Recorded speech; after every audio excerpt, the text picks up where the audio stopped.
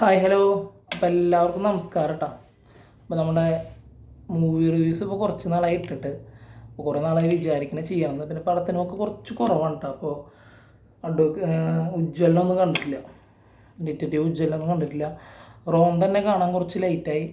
അപ്പോൾ റോന്ത് എന്ന് പറഞ്ഞത് അല്ലേ.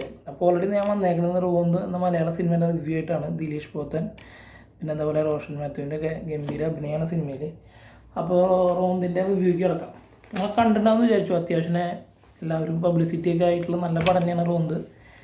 ഷാഹി കബീറിൻ്റെ സംവിധാനത്തിലെ ആൾ തന്നെ എഴുതിയ ഒരു ഗംഭീര സിനിമയാണ് റോന്ത്. പോലീസ് പെട്രോളിങ് ഒരു ഒറ്റ വാക്കിൽ പറയുകയാണെങ്കിൽ, അല്ലെങ്കിൽ ചുരുക്കി പറഞ്ഞാൽ, ഒരു രാത്രി നടക്കുന്ന സംഭവങ്ങളെല്ലാം കാണിച്ചിട്ടുള്ള നൈറ്റ് പെട്രോളിങ്, അതിൻ്റെ ഇടയിൽ ഉണ്ടാകുന്ന സംഭവങ്ങൾ, അതെങ്ങനെ അവരുടെ ജീവിതത്തെ ബാധിച്ചു എന്നുള്ളതാണ് സിനിമയിൽ കാണിച്ചേക്കുന്നത്. അതായത് സിനിമയുടെ ആദ്യത്തെ ഫ്രെയിമിൽ തന്നെ നമ്മൾ ഇന്നാവുന്നു, സിനിമയ്ക്ക് ഇന്നാവുന്നു.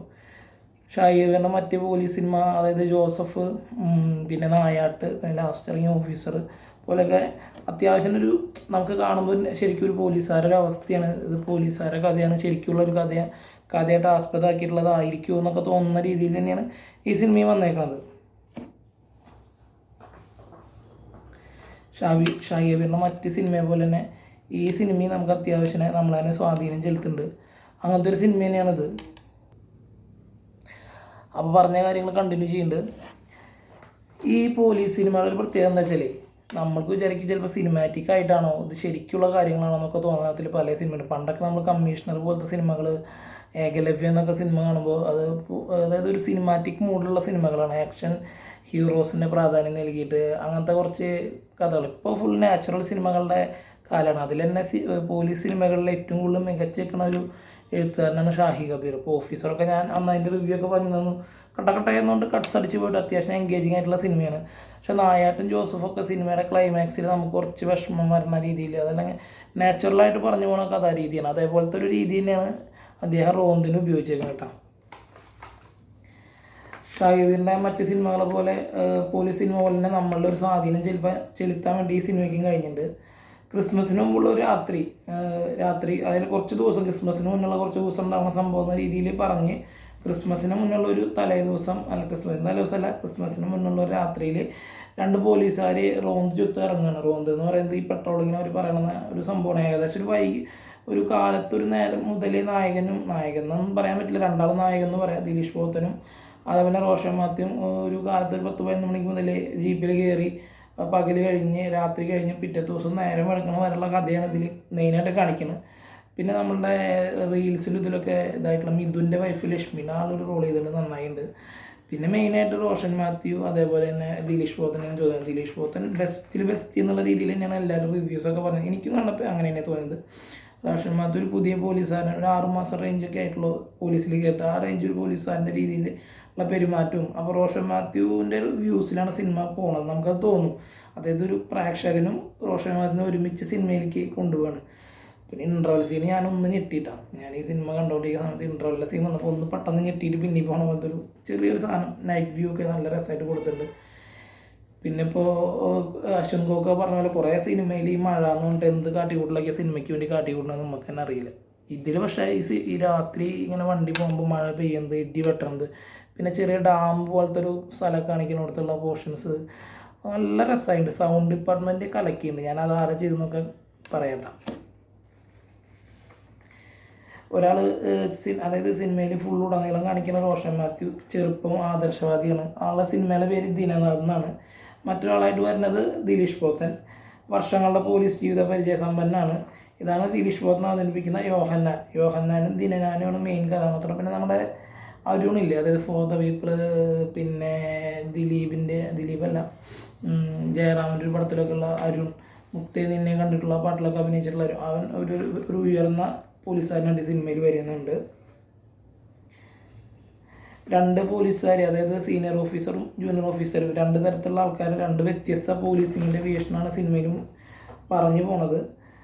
അത് അവർ തമ്മിലുള്ള സംസാരത്തിലും അവർ തമ്മിലുള്ള പെരുമാറ്റത്തിലൊക്കെ ഒരുമിച്ചിരുന്ന് പോകുമ്പോൾ രണ്ടാളുടെ രീതികളും രണ്ടാളുടെ കാഴ്ചപ്പാടും വെവ്വേറെ ആയതുകൊണ്ട്, അതേപോലെ തന്നെ അവർ തമ്മിലുള്ള സംസാരത്തിലുള്ള സംഘർഷത്തിനൊക്കെ വഴിവെക്കുന്നുണ്ട് കേട്ടോ.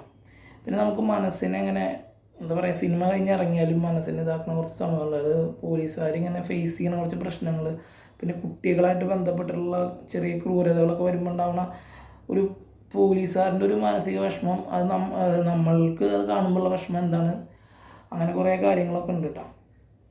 ഒരു രാത്രി ഷിഫ്റ്റിലെ സംഭവങ്ങളിലൂടെ പ്രേക്ഷകരെ കൊണ്ടുപോകുന്ന ചിത്രം ഉദ്യോഗസ്ഥർ നേരിടുന്ന കേസുകളുടെ തരങ്ങൾ വെളിപ്പെടുത്തുന്നു. അതായത് ഓരോ പോലീസുകാരും ഒരു രാത്രിയിൽ അല്ലെങ്കിൽ പകലോ നേരിടുന്ന ഓരോ കേസുകളും അത് വ്യത്യസ്തമാണ്. ഇപ്പം നമ്മളിപ്പോൾ ഞാനൊക്കെ പലപ്പോഴും പോലീസുകാരെ കൂടുതൽ നേരിട്ട് കണ്ടത് ചെക്കിങ്ങിന് നിൽക്കുമ്പോഴായിരിക്കും കേട്ടോ. പിന്നെ പൂരം പോലത്തെ എന്തെങ്കിലും കാര്യത്തിന് പോലീസ് സ്റ്റേഷനിൽ പോകുമ്പോൾ, അതല്ലെങ്കിൽ മന്ത്രിക്ക് എസ്കോർട്ട് പോകുമ്പോൾ, പിന്നെ ന്യൂസിൽ.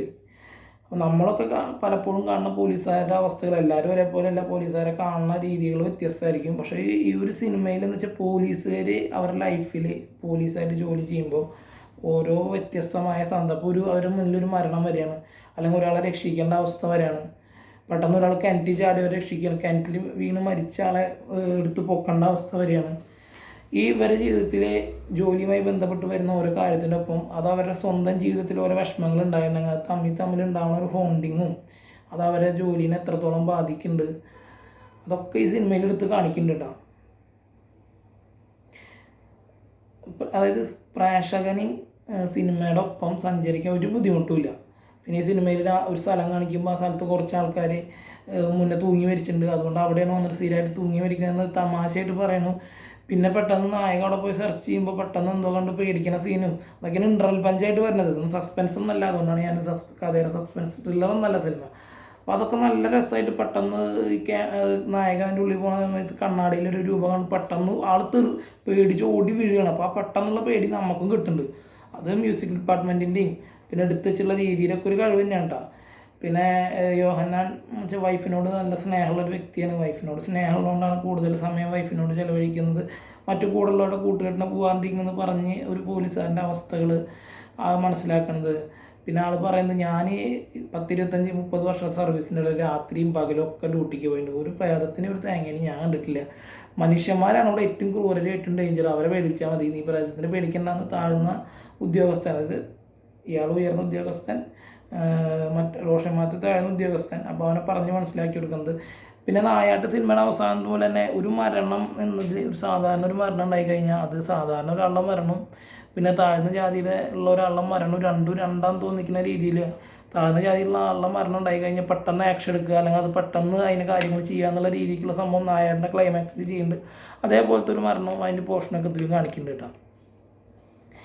പിന്നെ ഈ വളരെ സിമ്പിളായിട്ടുള്ള കാര്യം പോലും യോഹന്നാൻ അതായത് ദിലീപ് പോസ്റ്റൻ എന്ന പോലീസുകാരനെ അറിയില്ല, ഒരു ഒളിച്ചോടി പോണ പോർഷനിൽ ഒരു ഫ്രണ്ടിൻ്റെ കൂടെ പോയിട്ട് പിന്നെ ലവറുടെ കൂടെയാണ് ഒളിച്ചോടുന്നത്, ഫ്രണ്ടാണ് കൊണ്ടുപോകുന്നത്. അപ്പോൾ നീ ആരാന്ന് ചോദിക്കുമ്പോൾ ഞാൻ ബെസ്റ്റിയാണ്, അവനാണ് ലവർ എന്ന് ചോദിക്കുമ്പോൾ ബെസ്റ്റി എന്ന് പറഞ്ഞാൽ എന്താണെന്ന് ചോദിക്കുമ്പോൾ ബെസ്റ്റ് ഫ്രണ്ടാണെന്ന് പറഞ്ഞു കൊടുക്കുന്നുണ്ട് റോഷൻ മാത്യു. അതൊക്കെ ഇപ്പോഴും പലർക്കും ഇതൊന്നും അറിയില്ല, അവരുടെ ചെറുപ്പകാലത്തല്ല അവരുടെ വിദ്യാഭ്യാസ കാലത്തുള്ള ഉണ്ടാകുന്ന സംഭവമല്ലല്ലോ ബെസ്റ്റി. അപ്പോൾ അതൊക്കെ നൈസായിട്ട് എടുത്ത് കാണിക്കുന്നുണ്ട്. മനേഷ് മാധവനാണ് ഛായാഗ്രഹണം ചെയ്തേക്കുന്നത്. അത് നല്ല രസമായിട്ട് തന്നെ ആൾ ചെയ്തിട്ടുണ്ട്. രാത്രിയിലെ രംഗങ്ങൾ നേരത്തെ പറഞ്ഞ പോലെ ഇടി വെട്ടുന്നത്, മറ്റുള്ള ശബ്ദങ്ങൾ, പേടിപ്പിക്കുന്ന രംഗങ്ങൾ, ജീപ്പിൻ്റെ സൗണ്ട്, പിന്നെ ദിലീഷ് പോത്തനും റോഷൻ മാത്യുവും മികച്ച പടമെന്ന് വെച്ചാൽ അവരെ ഞാനിപ്പോൾ അടുത്ത് കണ്ട പടങ്ങളിലെ വൺ ഓഫ് ദി ബെസ്റ്റ് എന്ന് തന്നെ ഞാൻ പറയാം. 2 മണിക്കൂർ 2 മിനിറ്റാണ് സിനിമയുടെ സമയം. അത് നമുക്കതൊരു റോത്തായിട്ട് തന്നെ തോന്നുന്നുണ്ട്, നമുക്കതൊരു നഷ്ടം ഒന്നും തോന്നില്ല. പിന്നെ പോലീസിനെ ഞാൻ പറഞ്ഞില്ലേ, എന്തെങ്കിലും പ്രശ്നം ഉണ്ടായി കഴിഞ്ഞാൽ അങ്ങോട്ടും ഇങ്ങോട്ടും സപ്പോർട്ട് ചെയ്യുന്നവരുണ്ട്, അങ്ങോട്ടും ഇങ്ങോട്ടും കുറ്റപ്പെടുത്തിയിട്ട് രക്ഷപ്പെടുന്നവരുണ്ട്. അത് നായാട്ട് സിനിമയിലെ പോലെ തന്നെ ഇതിലും കാണിക്കുന്നുണ്ട്. ഞാൻ നേരത്തെ പറഞ്ഞ ഇതിലത്തെ മെയിനായിട്ടുള്ള സംഗീതം ഉണ്ടല്ലോ, അതായത് ബാക്ക്ഗ്രൗണ്ട് മ്യൂസിക്കും കാര്യങ്ങളൊക്കെ ചെയ്തേക്കുന്നത് അനിൽ ജോൺസനാണ് ഇതിൻ്റെ സംഗീതം ചെയ്തേക്കുന്നത്. ബെസ്റ്റാണ് കേട്ടോ. അതായത് നമ്മളെ തിയേറ്ററിൽ ഈ സിനിമയിലേക്ക് ഇന്നാക്കുന്നത് മുതൽ അവസാനം വരെ ഇതിൻ്റെ മ്യൂസിക് നമുക്ക് അത്യാവശ്യം പ്രാധാന്യം കൊടുത്തിട്ടുണ്ട്. അത്ര ഗംഭീരമായ അനുഭവം തിയേറ്ററിൽ നിന്ന് കണ്ടിറങ്ങിയാണ്. ഇപ്പോൾ സിനിമ ഇറങ്ങിയിട്ട് 1-2 ആഴ്ച കഴിഞ്ഞുകൊണ്ട് തിയേറ്റർ ഫുള്ള് ഭയങ്കര ക്രൗഡായിട്ടുള്ള തിയേറ്റർ ഒന്നല്ല. ഞാൻ ഈ സിനിമ കാണുമ്പോൾ ഒരു 35 ആൾ റേഞ്ചൊക്കെ തിയേറ്ററിലുള്ള സിനിമ കാണാൻ വലിയ ക്രൗഡൊന്നുമില്ല. പക്ഷെ ഇത് മറ്റുള്ള സിനിമകൾ ആഘോഷമായിട്ട് കാണുന്ന സിനിമയൊന്നുമല്ലല്ലോ. നമ്മളൊരു സിനിമയ്ക്ക് പോലീസ് സിനിമ എന്നുള്ള മൂഡിലിരുന്ന് കണ്ടു കഴിഞ്ഞാൽ നമുക്കത് എൻജോയ് ചെയ്യാൻ പറ്റുന്ന പടം തന്നെയാണ്. ഷാഹി കബീറിൻ്റെ മറ്റ് സിനിമകളെ പോലെ ഒരു സിനിമ തന്നെയാണ് ഇതും. ചിന്താദീപ്തമായ പോലീസ് നാടകം തന്നെയാണ് ഈ സിനിമ പറയണത്. ഒരു പോലീസ് ഉദ്യോഗസ്ഥൻ എന്ന നിലയിൽ ഷാഹി കബീർ എഴുതിയ സിനിമകളിൽ one of the best cinema എന്ന് തന്നെ പറയാം. ജോസഫ് ഇഷ്ടപ്പെട്ട പടമാണ്, നായാട്ട് ഇഷ്ടപ്പെട്ട പടം തന്നെയാണ്, പിന്നെ അതേപോലെ തന്നെ ഓഫീസറും ഇഷ്ടപ്പെട്ട പടമാണ്. അപ്പോൾ ഈ പടം എൻ്റെ ലിസ്റ്റിലേക്ക് ഞാൻ വരികയാണ്. മാനസിക തീവ്രത പോലീസുകാരുടെയും മനുഷ്യന്മാരുടെ ഒക്കെ ഒരേപോലെ തന്നെയാണ് എടുത്ത് കാണിക്കേണ്ട സിനിമയിലത്തെ രംഗങ്ങൾ. പോലീസാന്ന് വെച്ചിട്ട് അവർ മനുഷ്യന്മാരല്ല, അവർ വേറൊരു ഗണത്തിൽ പെടുന്നവരാണെന്നല്ല നമ്മൾ മനസ്സിലാക്കേണ്ടത്. പോലീസുകാരും മനുഷ്യന്മാരാണ്, അവർക്കുണ്ട് വീടും കുടുംബവും. അപ്പോൾ നമുക്കുണ്ട് വീടും കുടുംബവും. അപ്പോൾ എല്ലാവരും എല്ലാ കാര്യങ്ങളും ഉള്ള മനുഷ്യൻ തന്നെയാണ്. പക്ഷേ അവർ ഓരോ സിനിമയിലും പോലീസ് കഥകൾ തന്നെയാണ് കൊണ്ടുവരണമെങ്കിലും അത് വ്യത്യസ്ത രീതിയിൽ ആളുടെ വ്യത്യസ്ത അനുഭവങ്ങളും ആൾക്ക് ഉണ്ടായ കുറച്ച് കാര്യങ്ങളും അല്ലെങ്കിൽ ആളറിഞ്ഞ കാര്യങ്ങൾ, ആൾ വായിച്ച കാര്യങ്ങളൊക്കെ സിനിമയിൽ ഇൻക്ലൂഡ് ചെയ്യുമ്പോൾ മലയാളികളായ പ്രേക്ഷകർക്കും ലോകത്തെ എമ്പാടുള്ള പ്രേക്ഷകർക്കും ഷാഹിദ് കബീറിൻ്റെ സിനിമകൾ വളരെയധികം ഇഷ്ടമാണ്. അപ്പോൾ ആളുടെ പോലീസ് സിനിമകളിലൊരു ഫ്രാഞ്ചൈസി പോലെ, അതിപ്പോൾ നമ്മുടെ സിനിമയുടെ ഫ്രാഞ്ചൈസി അല്ല എന്നാൽ പോലും ആൾ കണ്ടിന്യൂസ് ആയിട്ട് പോലീസ് സിനിമ ചെയ്യുന്നതുകൊണ്ട് അടിപൊളിയാണ്. അപ്പോൾ എല്ലാവരും കാണും. ഇനിയിപ്പോൾ മാക്സിമം ഒരാഴ്ചയ്ക്ക് സിനിമ ഉണ്ടാവുള്ളൂ എന്ന് തോന്നുന്നുണ്ട്. അപ്പോൾ റോന്ത് എനിക്ക് ഇഷ്ടപ്പെട്ടു. അപ്പോൾ നിങ്ങൾ ഓരോരുത്തരും റോന്ത് കണ്ടിട്ട് അഭിപ്രായം പറയാം. അപ്പോൾ ബായ്.